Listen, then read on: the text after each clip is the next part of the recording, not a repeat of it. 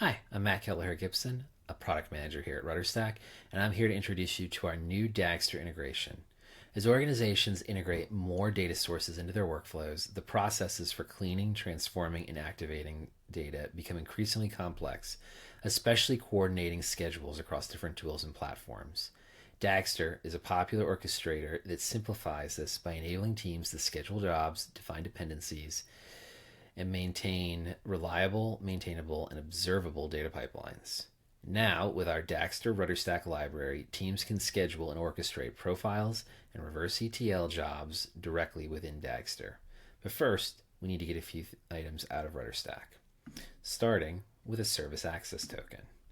So we're going to go into our organizational settings, and then you're going to define a access token for your space, similar to what we've already have here, by clicking in here, finishing up. Then we're going to need to go over to our profiles project. And the profiles ID is going to be right at the top here in the bar of the URL. We're going to copy that.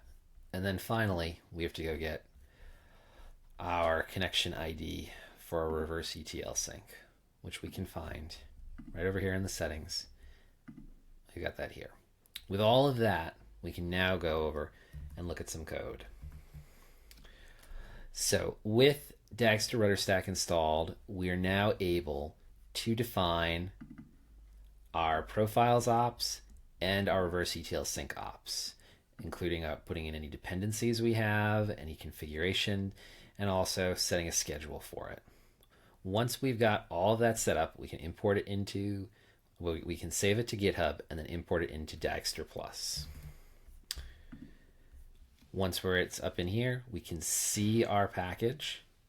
We can find our job that we defined, including our dependency between our profiles op and our sync op. And at this point, we can either let it go on its schedule or we can launch a new run now. So thank you for watching. For more information on how to get started, you can download Dagster RudderStack or check out our doc.